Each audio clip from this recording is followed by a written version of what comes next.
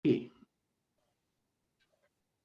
This meeting is being recorded. Ok. Vamos lá. Agora. Ok? Ok. Oi, tudo bom? Vamos. Ontem, no início da aula, o senhor comentou que uma empresa familiar, que é o que a maioria de nós trabalha, né? Empresas familiares, e é o meu caso. Trabalho numa empresa que ela é comandada pelos familiares. Uhum. E ela existe há 54 anos, e até fevereiro desse ano, ela era uma empresa que estava voltada para o profissionalismo. Ela contratava pessoas de comando, de gestão, que tinham um grau de conhecimento ou que tinham habilidades, vinham de outras empresas, enfim, que tinham conhecimento, tinham know-how do assunto. E ela decidiu, quando dois desses gerentes, né, o gerente industrial e o gerente comercial, resolveram tocar suas vidas fora, sua empresa fora, eles acabaram saindo, a empresa, de certa forma, ela está se tornando o contrário do que ela deveria. Então, a partir desse momento ali de fevereiro, que houve essa ruptura, essa empresa começa a ser comandada por uma única pessoa. Aí começa a entrar filhos, começa a entrar parentes, e acaba descaracterizando esse conceito de empresa profissional. A gente acaba tendo que acatar uma única ordem. E isso é horrível. Isso não... Hoje eu não me sinto profissional lá dentro, porque por mais que a gente tenha ideias diferentes, tenha vindo de uma concorrência, tenha know-how no assunto, hoje a gente tem que dizer sim para aquilo que nos dizem e não tentar fazer coisas diferentes, impor ideias, novos projetos. Então, isso e vai um pouco ao contrário do que aquilo que o senhor comentou no início da aula, que as empresas familiares, sim, elas precisam se profissionalizar. Infelizmente, hoje eu estou numa empresa que ela está no rumo contrário disso, infelizmente. Sim, sim. Infelizmente. Mas é o que é normal. É o normal, infelizmente. Ainda mais em nós, em Latinoamérica, temos muito mais ainda pior esse problema. No Japão, na Alemanha, nos Estados Unidos, as coisas são um pouquinho diferentes. Mas aqui, na Argentina, nem te explico, meu. Então, é típico. Mas é por isso que a minha causa, o meu propósito, é profissionalizar tudo quanto eu tenho na frente. Então, eu tenho na frente vocês. Então, se protege, então, porque eu quero profissionalizar tudo. Eu acho que quando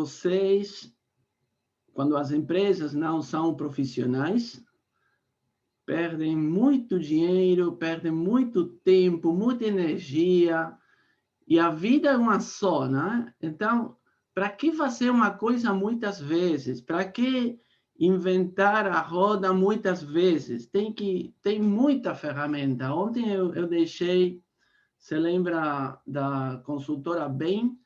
Eu deixei as ferramentas de management mais escolhidas pelos CEOs, e tem muita coisa. Tem muita coisa. Se você me dizer que não tem nada para fazer, então eu dirijo a minha empresa como eu posso, mas aqui tem muita ajuda que os gerentes, os donos das empresas não não conseguem implementar nas empresas. E o problema da gente como consultor é que se você vai numa empresa para melhorar alguma coisa, se o dono não melhora, a coisa não melhora. É bem simples. E é típico. Tem alguém que é consultor mesmo? Fala. Ah, muito bem. Claro. Então, vocês podem falar tranquilos. A minha experiência é que você vai na empresa, eles pedem para você, sei lá, o que for. Melhorar a qualidade, melhorar as vendas, melhorar a estratégia, o que for. Então, o dono pede para você, fala para os caras de lá. Então, mas eu perco tempo fazendo isso. Eu preciso falar com você, cara. Você é o dono. Se você não entende profundamente o câmbio a fazer aqui, o câmbio não se faz. Porque eu falo com os gerentes, falo com o pessoal da empresa, tudo bem, eles adoram, eles gostam, o dono também, ele paga, ele tudo bem, mas o câmbio não acontece, porque o dono não compra a mensagem, não. Então, ele quer que a empresa trabalhe com qualidade, mas ele não quer seguir o procedimento. Ele fala, mas eu sou o dono, eu posso ir na caixa e pegar grana assim como assim, porque eu sou o dono. Tá certo? Então, temos muito para fazer como consultores. Ok. Alguma coisa para falar dos consultores? Tem alguma experiência similar do que eu? Vocês conseguem? Sim, fala. Hola, buen día a todos. ¿Cómo les va? Buen día. Muchos de ustedes saben que el año pasado o en los encuentros anteriores yo he comentado que trabajé con una pyme metalúrgica, una pequeña y mediana empresa metalúrgica familiar, ¿no? De acá de zona norte de Gran Buenos Aires. Y todo esto que comentaba recién Denise, ¿era? ¿O Glaucia? Me las confundo porque las dos tienen anteojos, son parecidas. Denise. En la pantallita son parecidas. Es lo mismo que comentaba Rodolfo. Si no cambia Otoño, si Otoño no muda, la empresa no muda. Y estuve trabajando 2 años y medio con esa empresa, haciendo consultoría en recursos humanos, coaching, intentando hacer capacitación.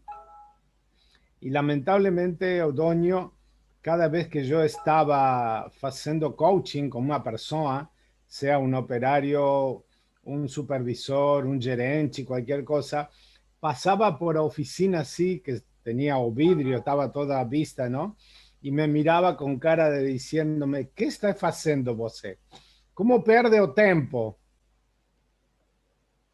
Y bueno, lamentablemente me sostenía la gerenta de recursos humanos, que es la hija, y me llevó de la mano el gerente de planta, que es un amigo mío. Pero el gerente general que le reportaba a él, con el paso del tiempo empezó a darse cuenta de que yo era más un obstáculo, un problema que una solución, porque señalaba aquellas cosas que había que mudar, y él era el principal obstáculo, el gerente general. Otoño se retiraba, o gerente de planta no tenía poder, o a gerente de recursos humanos era habitualmente desacreditada por o padre o por el gerente general. Entonces apareció la pandemia en marzo de 2020, y fue la oportunidad justa para decirme, Alfredo, você não tem que venir mais por a pandemia. Mas que a pandemia? Fue a oportunidad justa para que Alfredo desaparezca da escena. Hoje eu tenho amigos dentro dessa fábrica e me contam que as coisas estão de mal em pior. Antes ellos fabrican ambulancias para centros de salud, hospitales, ese tipo de carros, ¿sí? Son carros muy especiales porque tienen toda una infraestructura dentro muy especial. Y antes fabricaban 2, 3 ambulancias por semana. Ahora no llegan a una. Están colapsados, saturados, y tienen un galpón, un lugar enorme lleno de ambulancias esperando para ser fabricadas, modificadas, ¿sí? Están atrasados con las entregas a los clientes. Los clientes son empresas importantes, son provincias, municipios, el mismo Estado Nacional, y eso baixa a calidad del producto y a imagen de empresa, ¿sí? Así que, bueno, ¿qué va a ser? También Odonio está cansado, un hombre de más de 70 años, y entonces es como que está soltando o timón, está soltando as amarras, ¿no? Y deja en el gerente general que haga, pero el gerente general lamentablemente no hace lo correcto. No atiende el factor emocional. Un detalle que yo sugerí, a gente viaja habitualmente 1 hora, 2 horas desde su casa hasta el trabajo. Entran a trabajar 7:30 da manhã y algunos de ellos se levantan a las 4 da manhã, 5 da manhã, no desayunan, entran al trabajo con estómago vacío. Y yo le dije, por favor, ponga un pan, un pedacito de un mate cocido con azúcar, nada más, porque eso es básico para que el cerebro funcione. Si el cerebro no tiene glucosa, no funciona, está dormido. Y a gente camina así, todos como zombies en la fábrica. ¿Por qué? Porque no tienen esfuerzo, no tienen glucosa. Y si no, a otra cosa que es peor, están comiendo dentro de la fábrica mientras están haciendo las ambulancias, trabajando. Un desastre, un desastre. Y los delegados sindicales, por supuesto, miran para el costado, ¿sí? ¿Qué va a hacer? Então, é assim, é assim. Então, a mesma coisa do que agora que eu sou pai, se os meninos têm problemas pequenos, né? Se tem problemas, se não dá bem na escola, o que normalmente os profissionais fazem? Falam com os pais.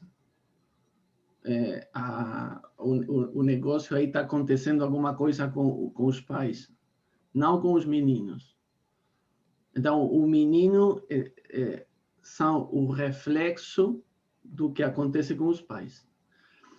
E aqui é a mesma coisa. A empresa refleja o que acontece com o dono. Estamos falando de empresas familiares, tudo bem? Pequenas, porque pode ser familiar e pode ser grande, tá? Mas quando eu falo familiar, eu falo familiar pequena, tá?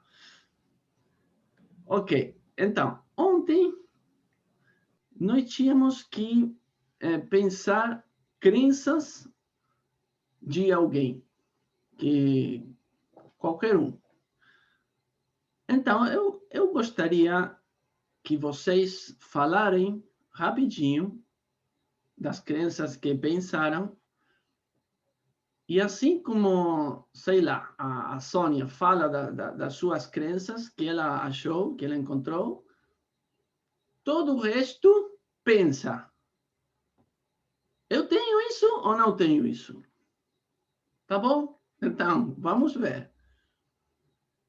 Tá? Então, por exemplo, a Denise fala que os millennials, os novos, não são bons para a empresa. Aí tem uma crença. O resto de nós pensa, eu sou assim ou não sou assim? Tá? Não é para julgar, é fazer um juízo do que a Denise achou. Tudo bem? Ela acha que isso é uma crença e que não é verdade. Mas que eu sou dono da crença, eu acho que é verdade. Ah, Denise, você está errada. Claro, isso está mal. Mas espera aí. Denise é uma pessoa inteligente e ela disse que é uma crença que os millennials não prestam. Então, o importante do negócio aqui para fazer é, peraí, se ela pensa que isso é uma crença, será que é? Será que eu estou errado? Dá para entender? Dá para entender? É para nós tentar fazer uma análise de nós, tá? Tudo bem. Quem fala primeiro? Vai. Vai. Venha. Abra o microfone. Oi. E fala. Vai. Bom, professor, está me ouvindo? Sim, estou. Eu estou passando por uma dificuldade, né? Na verdade, a gente tem uma equipe, um grupo de consultores, né? A gente trabalha só para te deixar par, a gente trabalha com consultoria na área de logística. Né? E a gente está entrando no 21º ano dessa empresa e eu resgatei um recurso que trabalhou comigo em São Luís do Maranhão em 2008 e 2009. Na época, era o menino de ouro, né? Essa pessoa. E resgatei ele já fazem uns 6 meses. E eu estou tendo algum problema com a crença. Eu não sei se isso aí está de fato, que seria uma crença, ou que ele acredite. Que ele acredita, né? E que está trazendo alguns problemas na execução. Na verdade, não na execução, mas sim uma coisa chamada relacionamento. Porque a consultoria ela não vende só soluções, né? Logística, soluções nessa área que for.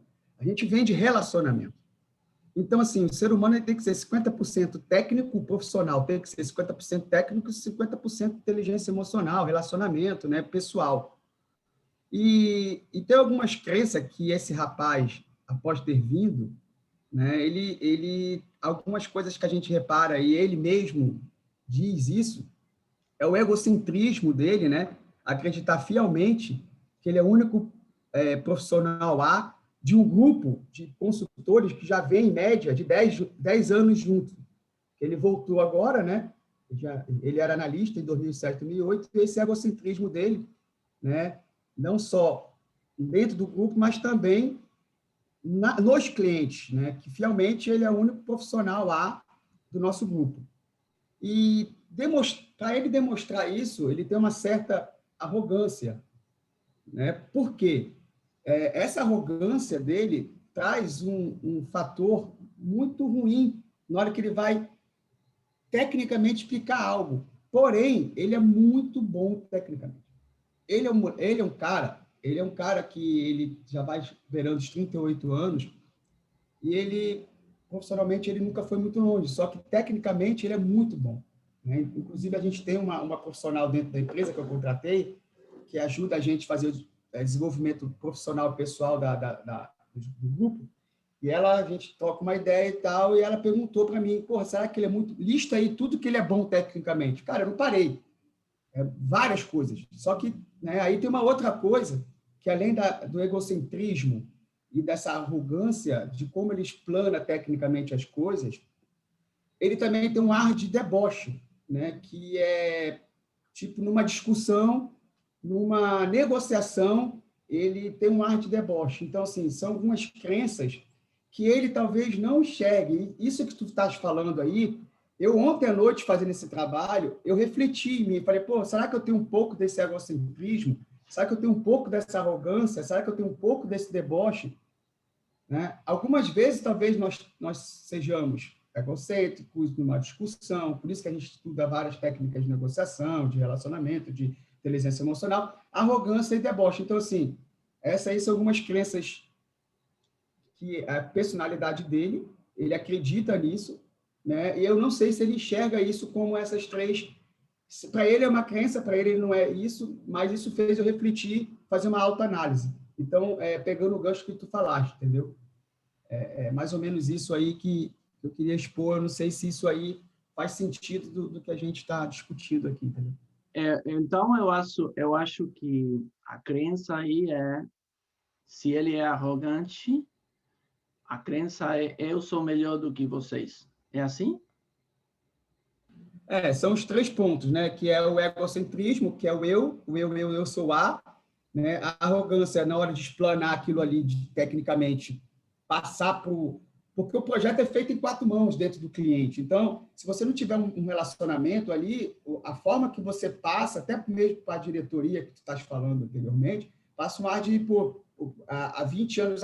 Minha empresa tem 50 anos, né? Esse cara vem dizer aqui que os 50 anos eu fiz tudo errado, mas tecnicamente ele está todo embasado que realmente há oportunidade de melhorias ali, entendeu?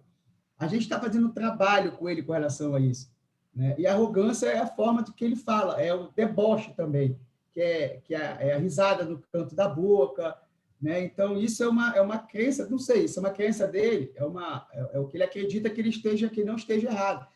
Os psicólogos que devem ter aqui no grupo, eu acho que pode melhor expor essa dificuldade que nós estamos tendo. Pô, eu não posso perder um cara, ou não, né? Tecnicamente muito bom, eu não sei se eu desisto, se eu não desisto, porque eu sempre carrego, o profissional tem que ter 50% técnico, 50% coração, pessoa, inteligência emocional, relacionamento. Entendeu? Então, aqui não é para que eu fale, né? Mas acho que você falou, descreveu muito a situação, então eu vou te dar o que eu acho. Tá, sei lá que eu posso ajudar, não sei. O que eu acho que essa arrogância é uma fraqueza dele, porque ele precisa se ver em cima dos outros porque ele pensa que está embaixo. Então, ele tenta se colocar em cima, porque, na verdade, dentro dele, ele pensa que está embaixo. Se você é muito bom, pensa em alguém realmente bom. É humilde. Humilde tem a palavra humilde? Não. Alguém que realmente é bom, não tenta, não é arrogante, é tranquilo. E você ainda pensa, nossa, o cara nem faz, nem fala de si mesmo, não, ele sabe isso, tá? Então, e ele, o refúgio dele é que ele é bom tecnicamente. O que eu faria com ele, com os psicólogos, mas ainda melhor com o chefe dele. Não sei se você é o chefe dele, quem que é o... É ter reuniões. O nome desse tipo de ferramenta é one-on-one. Eu vou colocar no chat. One-on-one. Ou então, one-to-one. Você entra no Google, one-on-one, e vai te dizer muita coisa dessa ferramenta. São reuniões semanais de meia hora para falar da pessoa. Não, nada técnico, nada do trabalho, somente da pessoa. Então, o que acontece? O chefe dele, primeiro tem que falar da pessoa dele mesmo, né? Então, o chefe se abre, então, o cara pode se abrir um pouquinho, o chefe se abre mais, fala de você, fala da tua pessoa, das tuas dificuldades, fala de você como pessoa, então ele vai conseguir abrir um pouquinho. E você coloca ele de um lugar muito racional, muito inteligente, eu sou o melhor, manda ele jogar bola num lugar que ele não fica confortável. Mas ele começa a se abrir, começa a entender. Empatia é eu estar no lugar do outro. Ele não tem empatia. Ele acha que os outros não. Então, você, devagarinho, é difícil, não é simples, mas aí que tem o líder, tá? É o líder que faz isso, que sabe como fazer isso. Pode ser feito, seguro pode ser feito. Então, devagarinho, você consegue colocar ele no, como falar, num quadro emocional, não técnico, emocional. Aqui, ó. E devagarinho, você pode dizer para ele, nossa, hoje, numa dessas reuniões, one-on-one, pode falar, nossa, estou muito preocupado. Por quê? Porque o pessoal está se sentindo mal, cara. Por quê? E porque você não trata bem, não sei o quê, não sei o quê. E ele vai se sentir, porque você está no terreno emocional. Então ele vai se sentir, nossa, eu que fiz isso. Devagarinho, é difícil, mas isso que é como líder, assim que trabalha um líder. Então, Valeu, Dias. Obrigado aí pelo teu conselho aí. Valeu mesmo. então Professor, bom dia. Só para, porque fala. tem colega querendo entrar na sala e não está conseguindo entrar aí, está aguardando a sua autorização. Peraí. Não tem ninguém entrando, não tem ninguém. Então, eu estou atrasado aqui na informação. Tudo bem. Não tem ninguém. Vai, Professor, fala. eu queria falar um pouco da crença aí em relação às mulheres no trabalho, né? É uma crença que na minha empresa está mudando. Eu trabalho numa empresa grande, uma multinacional, mas é uma coisa cultural, né? Acredito que não só no Brasil, mas é uma coisa muito cultural. As mulheres, no primeiro momento, existe a crença, né, que a mulher não pode exercer um cargo de liderança ou cargos maiores, porque ela não tem só isso para fazer, ela não vai dedicar totalmente a vida dela para isso, porque normalmente as mulheres se casam, têm filhos, têm outras funções internas. E eu acho que durante a pandemia isso foi uma coisa que mudou muito e é uma coisa que está sendo relatada de uma maneira muito diferente, que eu acho que está mudando um pouco até essa crença, né? Uma coisa assim, as mulheres lutam por isso, mas a pandemia ajudou a mostrar que quando estamos todos dentro de casa, realmente existem outras funções que são afazeres não só das mulheres, mas que durante a pandemia todo mundo teve que ajudar um pouco aí a cuidar dos filhos, a pensar na casa e tudo mais. Eu acho que isso, por um lado, veio de uma forma a mudar um pouco essa crença, a mostrar que, peraí, eu posso fazer não só ser líder, mas eu posso fazer muito mais além de ser líder. Olha o tanto de coisa que eu já faço e eu ainda consigo trabalhar numa empresa, eu ainda consigo entregar resultados. Então, isso é uma coisa que a gente está trabalhando muito lá na nossa empresa, junto com um grupo relacionado totalmente, não só mulheres, mas diversidades em geral, tudo relacionado à diversidade, e é um tema que está sendo muito bacana, porque as mulheres estão conseguindo ser vistas de uma forma diferente, e realmente a gente está conseguindo promover muitas mulheres, não só pelas entregas, mas por ver que elas são capazes, né? Então, acho que é uma crença que está para a empresa, pelo menos para onde eu trabalho, está mudando muito, e eu acho isso bem positivo aí para mulherada no mercado de trabalho. Claro, tudo bem, sim. Mais alguém?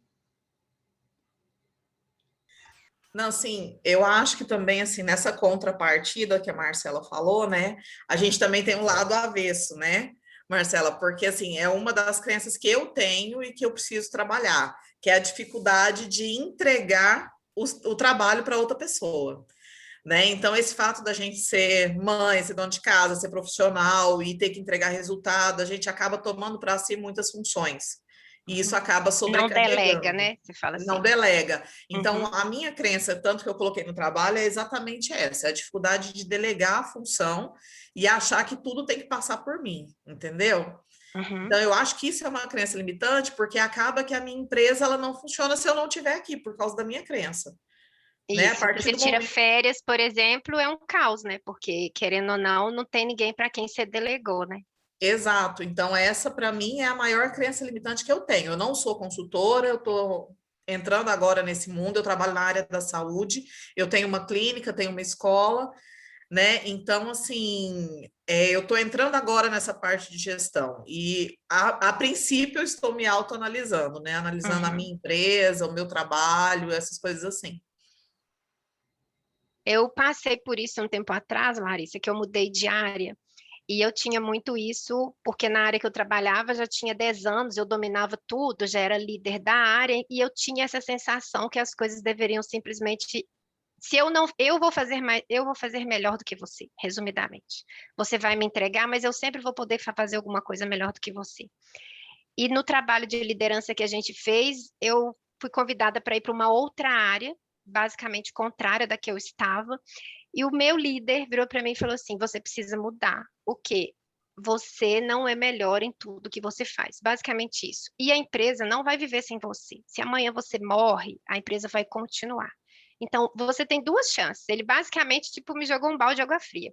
Durante um mês, você pega tudo que você faz, ensina as pessoas do seu departamento.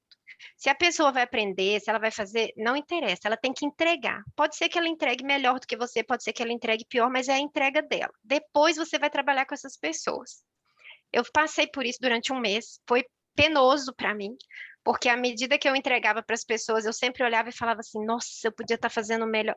Mas o combinado era um mês de entrega. E depois eu simplesmente saí do departamento. Aí eu morri, porque eu saí e falei: nossa, não vai dar certo. Pelo contrário, o pessoal se desenvolveu e aí eu fui convidada a voltar no departamento uma vez por semana para fazer uma reunião com eles e procurar saber assim, gente, vocês vivem sem mim, não vivem? Vivem. Então, o que que vocês estão fazendo de diferente? O que que vocês podem me ensinar? Foi muito bacana, porque eles viraram e falaram assim, olha, a gente faz isso aqui porque você sempre pedia, mas eu acho que isso aqui não é legal, Marcelo. Eu aprendi uma outra forma de fazer. O que que você acha?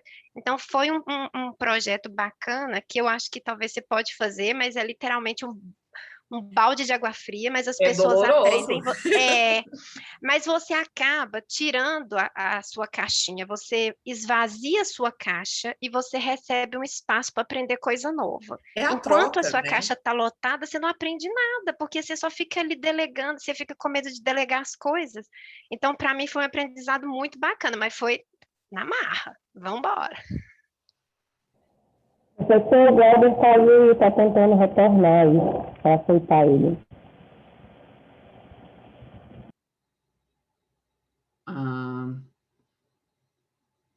Lembra o livro que eu recomendei ontem, o Build to Sell, Larissa? Aí tem, você tem que delegar tudo.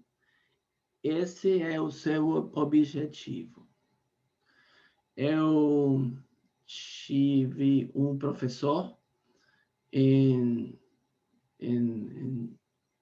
nos Estados Unidos, o professor do MBA. O cara foi CEO de uma empresa de 50.000 pessoas, uma maravilha de professor. O nome dele é Kramer, Professor Kramer. Ele disse, a empresa dele é Baxter. Ele disse, eu estava de CFO, financeiro da empresa. era o gerente de finanças. Lá em cima estava, né? E o que eu fazia? Não era CEO ainda, era CFO. E o que eu fazia? Eu gosto de delegar tudo. Eu não quero trabalhar, porque eu não gosto de trabalhar, então eu tiro fora. O meu negócio é tirar fora, não quero nada. Assim que o CEO da empresa saiu, o diretório precisava um novo CEO. Ele disse o que eu estou falando em classe, tá bem? O cara foi capa da revista Time, tá? Eu estou falando mesmo de um cara realmente bom. O diretório falou, ok, quem vai ser o próximo CEO? O gerente de operações, claro. Não, peraí. Se nós colocamos ao gerente de operações como CEO, quem vai fazer as operações? Ele é muito bom. Não posso quitar a ele daí, porque senão as operações... Ok, tudo bem. O gerente de marketing vai ser o novo CEO. Não, peraí. Não. E cadê o marketing? O cara é imprescindível em marketing. Ah, tudo bem. Cadê finanças? Kramer. Ah, ele não faz nada, está o dia inteiro na máquina de café, está falando o tempo todo com o pessoal, não. Mas as finanças dão certo? Claro, está tudo bem. E ele não faz nada? Não. Então ele é o CEO. Tá bem. Mas não, eu concordo com isso, né? Mas estou repetindo o que ele falou na aula, tá? É assim que se faz. Você tem que ser prescindível. O que ele fez? Ele vendeu o seu negócio de CFO, levando tudo para o livro, né? Que eu falei ontem. O que ele fez? Ele vendeu o negócio de CFO. Estava automático. Finanças na empresa era automático. Não dependia dele. Tá bem, Larissa? Então, é aí que vai. Para fazer isso, delegar... eu posso falar o dia inteiro, me desculpa, mas eu tenho que dar aula, né? Mas, peraí. Porque aqui tem outra crença. Para delegar, tem que ser bom líder. Eu vou dizer uma coisa. Para delegar, tem que ter processos na empresa. Não precisa ser bom líder. Então, bom líder é aquele que pode falar, como nós estávamos falando antes, do cara que era arrogante, tá? Que tem o emocional, tem que se conectar com as pessoas, é um bom líder, tá? Além disso, o bom líder tem que organizar a empresa por processos. Então, se você tiver processos na empresa, mais da metade do trabalho do líder está resolvido. Por que é assim? Porque processos, lembra, é uma caixa preta, o que entra é algumas coisas e também sai algumas coisas. Inputs e outputs.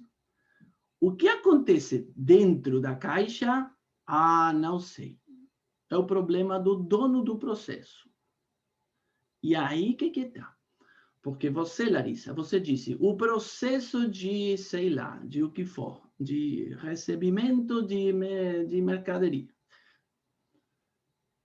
Como é que é? E assim, escreve como é que é, fala com o pessoal, todo mundo, ok, é assim como vamos receber a mercadoria. Tudo bem. Quem é o dono disto? É você. Parabéns, você é o dono, eu não quero saber mais nada. Tchau. Você, como gerente, como quem está responsável, tem que analisar os outputs. Tem que controlar. Podemos falar como é que se controla o processo. Mas é mais simples.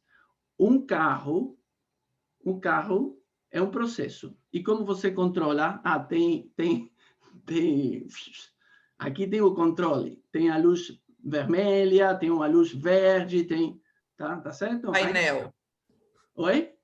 O painel. Tá certo, o painel. Então, o painel de controle, tá? Vamos ver isso na última classe. Rodolfo, Fala. o Gelber, ele saiu a conexão e ele está aguardando o seu aceite para ele retornar. Ele está super agoniado aqui passando mensagem. Se cayó Glauber, dale el acceso, Ahí Rodolfo. ahí está. Glaucia, parece que estuvieras en el planeta Marte. Você também? Se escucha muy mal. Ah, tá bom, vou melhorar. No sé qué pasa con Coloca tu o micrófono. microfone pertinho da sua boca, Cláudia. Vou melhorar, tchau.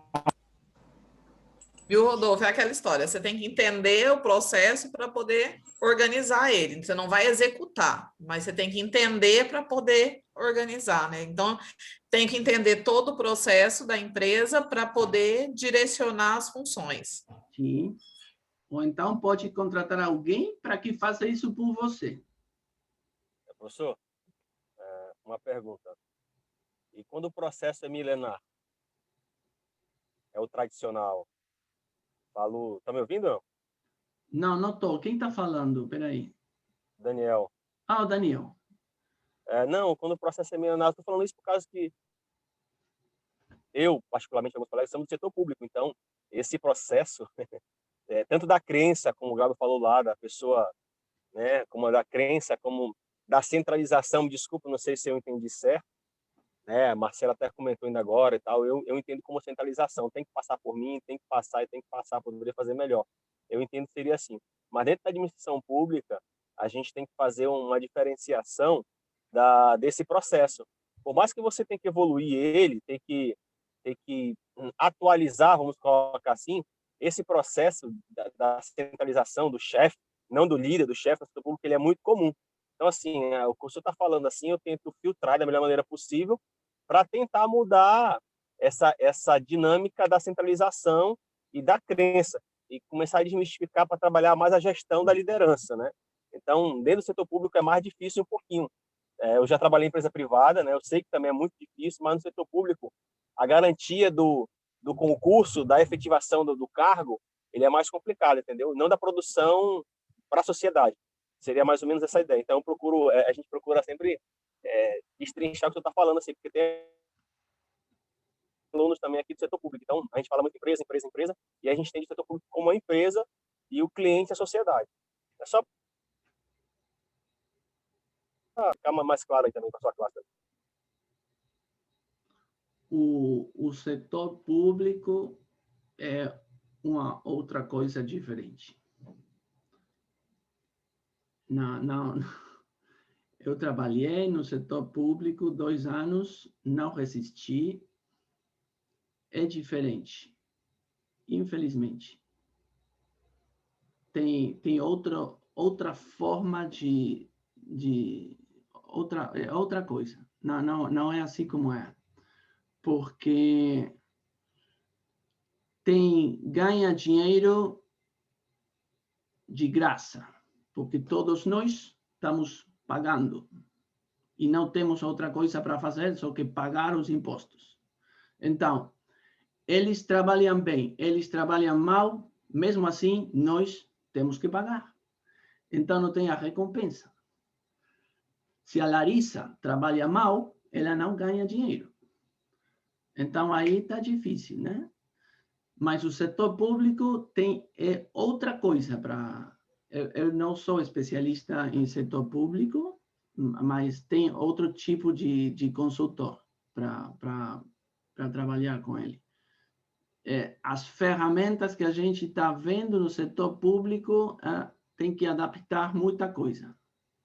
Infelizmente. Estou falando principalmente da Argentina. Eu morei no Brasil, conheço o setor público também. O setor público de outros países está um pouquinho melhor, mais profissional, tá? Essa é a minha opinião, a minha crença. Professor,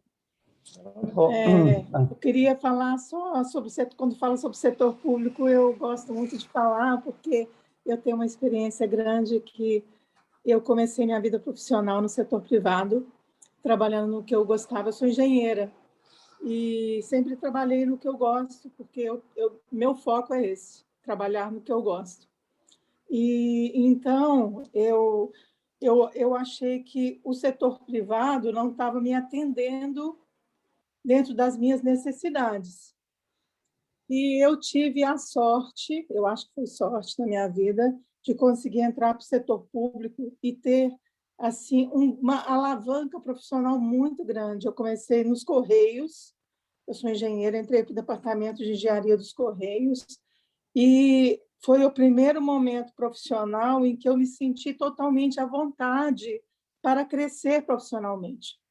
E eu lembro direitinho o meu primeiro chefe, né, ele contratou 6 engenheiros, os Correios estavam desenvolvendo, estavam reformando 300 agências em todo o Brasil, e eles queriam reformar todas as agências em pouco tempo. Então, foi um projeto muito bacana para crescer os Correios, a questão do profissionalismo da empresa, internet, reorganizou toda a parte de logística, né? Reconstruindo tudo, realmente as unidades. Então, para isso, precisou de muita organização. Os Correios, a parte de engenharia, é muito profissional. Então, eu entrei e pude absorver esse profissionalismo. E fui muito cobrada por isso. Então, eu aprendi a trabalhar muito firme, e fui muito cobrada, e aprendi a cobrar também. E depois eu fui para a Petrobras, que foi outra oportunidade que surgiu, eu achei que era bom para mim também, e mudei, né? Fiz outro concurso, passei na Petrobras, e outra alavanca profissional muito maior para eu que, dentro da minha vida profissional, eu optei em algum momento para criar 3 filhos, né?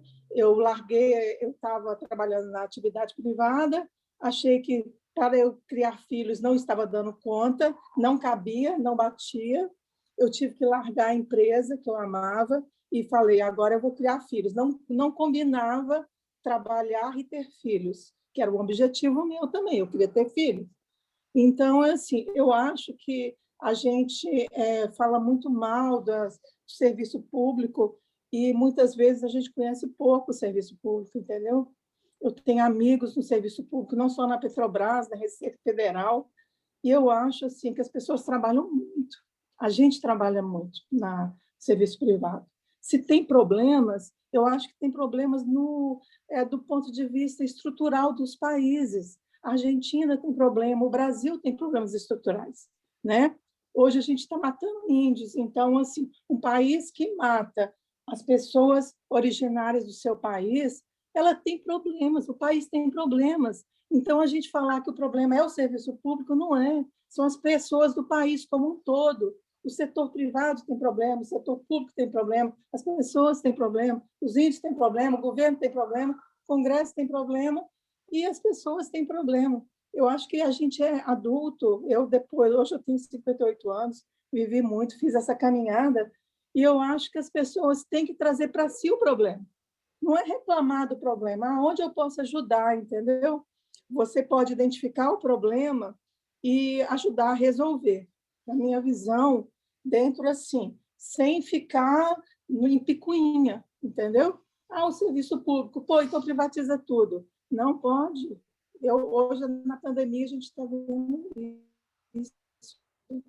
Agora a gente está querendo privatizar a Eletrobras. É o caminho? Eu não acho que é o caminho. A rede, a energia, e a gente, toda hora, a gente está sem energia aqui. Então, eu acho que não é questão de privado e público, é questão de gestão, é questão de desenvolvimento dos países, né? Eu acho que a Argentina, tanto a Argentina quanto o Brasil, os países da América Latina têm que crescer profissionalmente. E hoje eu trabalho numa empresa brasileira que é altamente profissional. A gente é muito cobrado. A gente tem índices, a gente tem metas, a gente tem... Entendeu? Então, assim, minhas filhas hoje estão no mercado de trabalho e minha empresa não perde nada para elas. Eu tenho uma filha que é engenheira, que trabalha na Modec, que é petroleira, entendeu? Ela está agora lá e, assim, a gente conversa muito e minha empresa não perde nada em processos, em avanços, entendeu? Então, eu acho que é uma questão que a gente tem que desenvolver, os países como um todo, né? Estudar, fazer mestrado, fazer doutorado, é o que eu falo para meus filhos, é o que eu acho que a gente tem que fazer. Estudar, procurar soluções, entendeu? Tanto na área pública quanto na área privada. Eu acho que tem espaço para tudo. E eu estou fazendo esse curso, ele é muito voltado para a área privada, então eu falo pouco. Mas eu acho que, dentro da esfera pública, eu acho que a gente tem muito para desenvolver, mas eu acho que estruturalmente a pública tem mais a ver com o país como um todo, entendeu? Mas eu estou vendo pelas conversas que a área privada também depende da estrutura do país, né? Todas as empresas estão sofrendo muito com a desestruturação dos países, né? Então, eu acho que a gente, quando a gente está fazendo um mestrado nessa área de gestão empresarial, a gente tem que assim, entender como que a estrutura dos países está influenciando a nossa gestão, né? Todas essas questões que a gente está passando. Então, eu acho que essa análise cabe para cada um, entendeu? Então, eu acho que não cabe muito falar, eu tenho um pouco de resistência quando vocês falam mal do serviço público, tá? Mas, assim, acho que a gente deve falar, o serviço público precisa melhorar, entendeu? Ou então vocês decidam, a gente pode viver sem serviço público, né? Eu acho que não, né? Mas se a gente deve viver com serviço público, a gente tem que pensar como melhorar. Mas eu acho que não seria esse o caso, né? Que eu acho que eu até penso talvez fazer alguma coisa sobre serviço público nesse mestrado. Mas eu estou pensando ainda. Adriana, mas eu só queria dar mas você também deu sorte de ir para uma empresa que é uma Petrobras, por exemplo, Petrobras, Receita Sim. Federal, Polícia Federal, são serviços públicos de alto escalão. Então, eles são Petrobras muito mista, comparados né? à empresa privada ou mais. Agora, se você pega um serviço público de escolas menores, do interior, ou serviços públicos pequenos, a realidade é muito diferente da sua. Eu enxergo a Petrobras nem como serviço Sim. público, né? Assim, é uma empresa totalmente competente. Polícia Federal, Receita, CGU, são altos escalões. Então, são empresas extremamente diferenciadas, né? Tipo assim, todo Petrobras tem mundo capital aberto, brilha né? trabalhar nelas, né? Quem não gostaria de trabalhar dessas empresas? Não pelo cargo, mas pela competência das empresas também. Mas serviço público pequeno assim, é difícil. Mas o que eu falo é o seguinte, serviço... Então, fala uma empresa privada pequena, como eu morava, quando eu fui criar meus filhos, eu fui para o interior de Minas. Eu falei, vai ser bom meus filhos no interior de Minas. Mas, profissionalmente, para mim, foi uma tristeza. Né? Meus filhos estavam felizes, correndo na rua e tal. E eu não, mas eu era engenheira lá, eu custava receber dinheiro, o pessoal não queria pagar, entendeu? Eu ia comprar numa loja, não tinha qualidade, entendeu? Eu ia numa loja de material de construções, não tinha qualidade, o pessoal queria me dar dinheiro para poder comprar na loja em vez de comprar na outra. Era tudo a prefeitura queria queria que eu pagasse 15% para trabalhar para eles. Então, gente, assim, é um problema geral, não é do serviço público, entendeu? É isso que eu queria falar para vocês. A minha visão, depois de trabalhar tanto com tantas áreas, eu trabalhei com prefeitura, trabalhei com vários lugares. Então, eu acho que é um problema da estrutura do país que precisa crescer, entendeu? Tanto o privado quanto o público tem que contribuir para esse crescimento. Eu acho que a área pública está evoluindo, e eu acho que o privado tem que evoluir também, entendeu? O pequeno que eu digo. Eu quero só dizer que eu concordo em tudo que a Adriana falou, é isso mesmo. Eu participei desses dois processos, para mim não ser repetitivo, professor. Eu participei desses dois processos, público e privado. Eu trabalhei 3 anos no sistema, era terceirizado em plataforma, mas é isso. Eu acho que o que a Marcela falou ali, porque são grandes empresas, no caso públicas, vamos dizer assim, a Petrobras no caso, então grandes concursos, Polícia Federal, mas eu acho que é muito da gestão também, né? Da qualidade. A gente está no processo evolutivo. Então, assim, quando faz uma comparação desses países, agora o senhor citou, porque o Japão é milenar, é milênios, o Brasil tem 500 e poucos anos, então o processo de amadurecimento está acontecendo ainda. Então, o processo evolutivo está acontecendo, vai muito da gestão. Então, assim, realmente, como o André falou, sem parar picuinha, porque a gente é para acabar entrando no mérito político, falta estrutura em todas as áreas. E a pública não é diferente. A pública não é diferente. Só para colaborar, ela não deu sorte. Eu sempre falo que você não deu sorte, você foi capaz e você passou no concurso, que é muito concorrido. A gente que passou em concurso sabe que não é fácil. Você tem que abrir mão de muita coisa para poder passar no concurso público, ainda mais numa carreira que é a Petrobras, que eu conheço, né? Eu sou da Polícia Militar e eu sei como é que foi meu concurso também, a dificuldade que foi para passar para oficialato, não foi fácil. Então, a gente abriu mão de muita coisa, então não é sorte. Eu não encaro como sorte, eu gostaria de falar para a senhora não encarar como sorte, sim como competência. Muito bem, muito bem. Então, o que estou vendo? O que eu vejo aqui? Eu tenho a crença. Eu trabalhei no setor público, então o meu problema era que eu trabalhava muito, eu também sou engenheiro, né?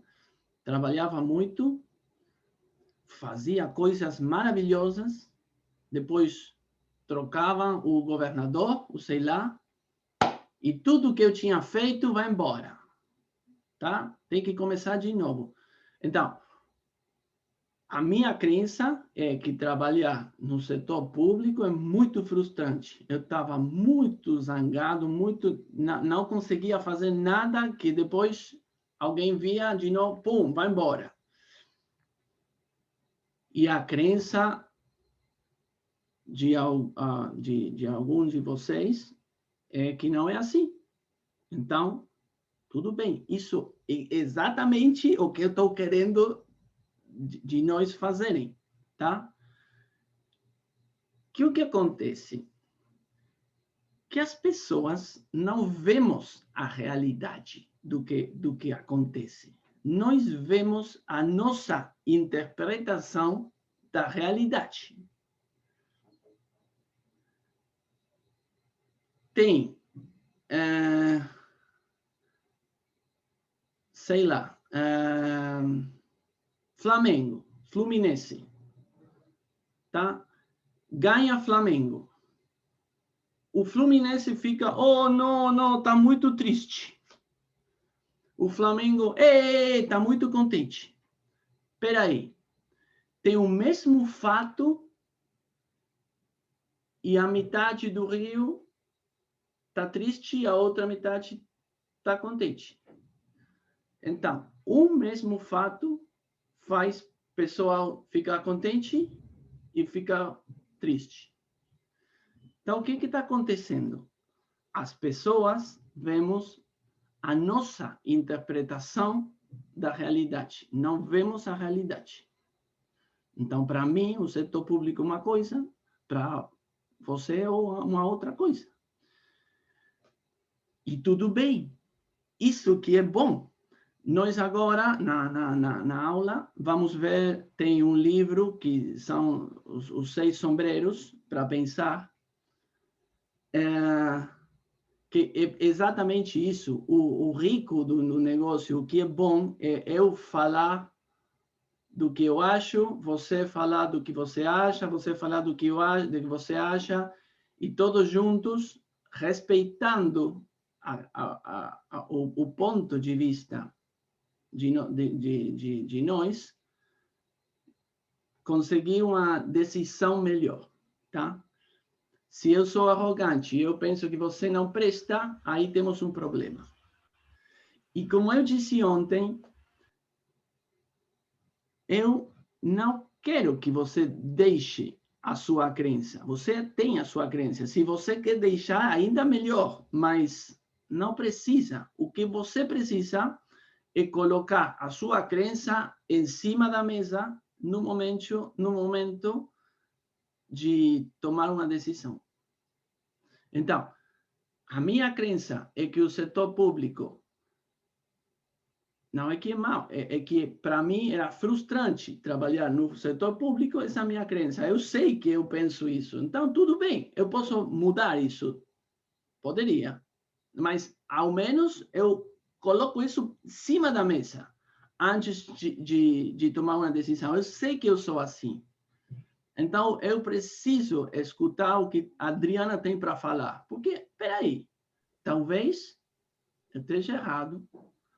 Professor, Fala. só uma questão, desculpa estar com o vídeo aqui, é porque eu estou no quarto aqui, estou em Porto Alegre, na casa dos meus pais, e tem cachorro na sala, que eu vim para o quarto aqui, então deixei desligado, tá? Mas a questão é a seguinte, nós estamos, por exemplo, nesse caso de empresa pública, né? São opiniões sobre diversas. Você, por exemplo, não teve uma boa experiência.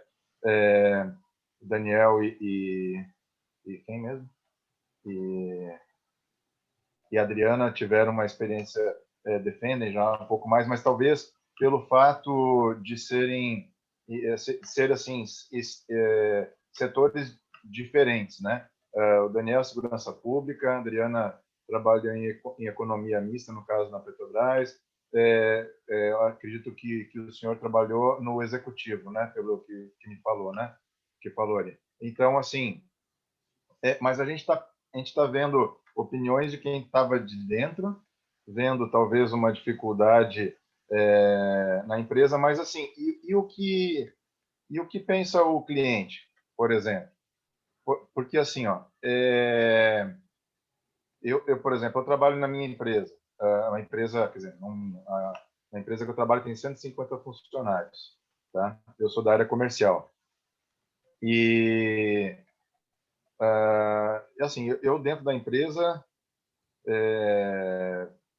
muitos me olham assim como vamos dizer, o demônio em pessoa, sou eu, entendeu? Quando eu chego, porque eu sou muito exigente em algumas coisas. Minha área comercial eu não fico interno, eu fico 2 dias por mês, 3 no máximo, e o resto é só em viagens, incluindo assim, eu trabalho, meus filhos moram em Brasília, minha base é Curitiba. Eu vejo os meus filhos uma vez por ano, basicamente. Né? Até ontem, quando estava fazendo aquele material que o senhor passou para a gente ali, o Cacilda, está tudo errado aqui, mas assim, né, quase querendo apertar o restart ali, né? Mas assim, só que o que acontece? Internamente, tem isso, porque eu vejo que lá eles são resistentes a não, como é que se diz, não seguir processos. Eles acham que isso é altamente burocrático, no pior sentido da palavra, né? E eu falo que não, isso é organização, né? Para justamente acabar com retrabalhos, problemas. Por quê? O que acontece? Quando dá retrabalho, quem sofre? Eu digo, existem dois lados só que vão sofrer ali. Um é o comercial, que muitas vezes vai perder um cliente, ou seja, ele ganha um variável, né? E o dono, que também ganha variável, porque se não vende, se não entrega, ele também não ganha, concorda? Né? Ele não tem o prolabore dele ali porque não vai ter dinheiro, ok. Só que as pessoas que fazem o retrabalho, que são funcionários remunerados todo mês, fazendo alguma coisa ou não fazendo, esse pessoal continua ganhando a mesma coisa, né? Só que assim, ó, agora eu te pergunto, eu sou visto lá dentro da empresa como o demônio em pessoa por conta disso, porque eu sou muito exigente nos processos. Agora, lá fora, com meus clientes, não.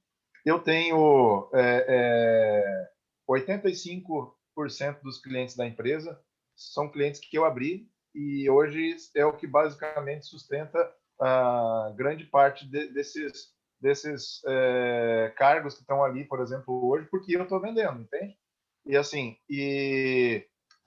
para os meus clientes, só sai assim indicações de novos clientes, e mesmo com os problemas que eu tenho internamente, eu não transpareço esse problema, ou pelo menos busco amenizar ao máximo, para que eles,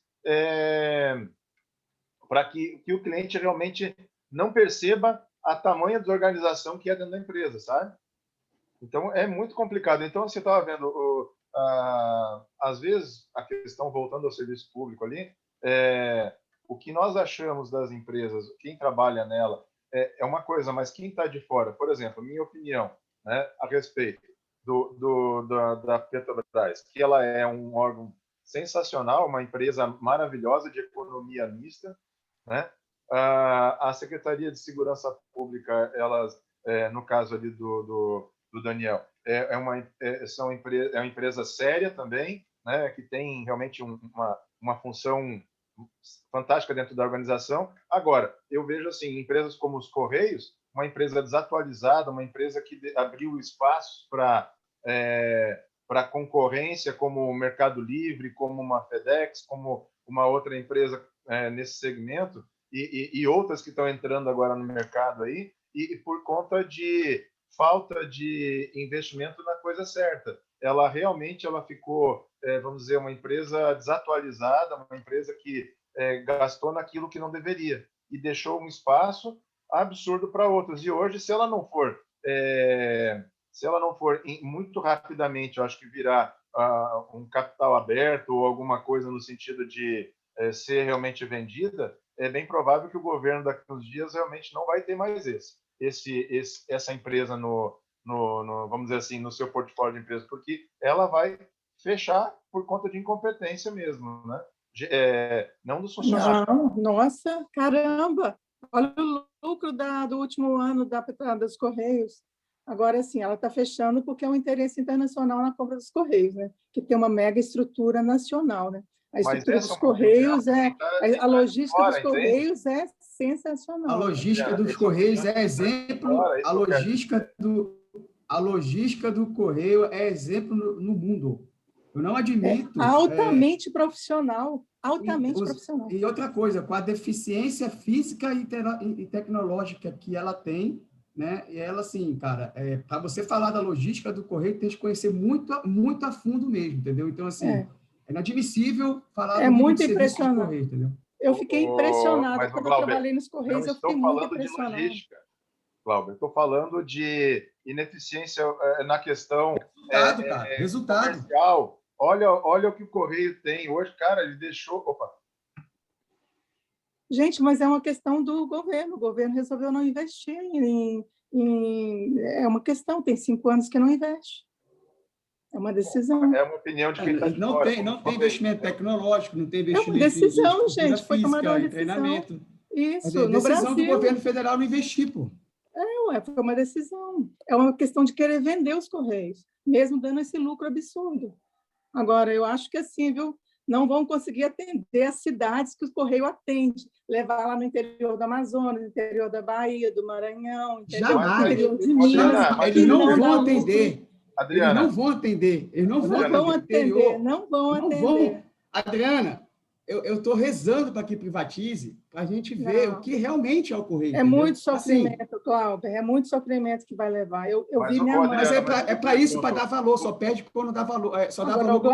O Glauber, minha mãe, ela estava no interior, eu fui lá, ela fez tirou lá um negócio lá, e ela precisou mandar rapidamente para a capital. Eu pus nos Correios, no outro dia chegou o material, o médico fez o teste, minha mãe estava com câncer, porque assim, tinha que ser uma coisa muito rápida. Eu falei assim, gente, graças a Deus, eu fui na igreja agradecer, graças a Deus, os Correios, entendeu? Mas, porque, Adriana... Assim, é impressionante, quando eu preciso, os Correios estão lá, entendeu? Adriana, e assim, como qualquer pessoa do Brasil, entendeu? E vocês Adriana, não veem, vocês empresários não veem isso. Adriana, o que eu estou falando... Vocês vírgula. Adriana, mas olha só, o que eu estou falando é o seguinte, é isso, entendeu? O Correio ele tem mais uma função social do que exatamente lucrativa, entende? E é essa a situação, entendeu? Você chegar lá numa cidade do interior do Amazonas, onde vai levar sei lá quanto tempo de barco e tudo mais para chegar, e de repente isso deveria ser custeado de uma outra forma, mas o Correios deveria ter isso como não um custo para ele. Isso aí seria outra situação, entende? Porque uma empresa como a FedEx, ela jamais vai chegar lá por R$20, vai custar 100. Concorda comigo? Né? Então, Sim, agora você olha o lucro dos Correios, tá? Quanto que entrou de dinheiro para o Brasil? Mas os Correios têm funções que são exclusivas dos Correios por lei. 1 bilhão, só ele pode fazer. 1,53 bilhões. Olha o lucro, cara. 1,53. Fazendo bem para o país. Meu Deus do céu. O professor está pedindo um tempo eu sou lá, muito fã dos gente. Correios, gente. Eu sou fã, eu sou cruzeirense. Correios e Cruzeiro, para mim, é tipo igual. Entendeu? Sou muito fã. Tá, tudo bem. Eu gosto do que a gente está falando, e aqui tem um exemplo, eu já disse, de diferentes pontos de vista, e se nós tivéssemos que tomar uma decisão, aqui é muito bom se escutar e decidir, tá bem? Então, deixa eu começar a classe e, sei lá, 15, 20 minutos, depois vamos descansar, tudo bem? Para nós começarem, tá? O dia de hoje. Vamos ver, peraí. Vamos compartilhar a tela. Aqui.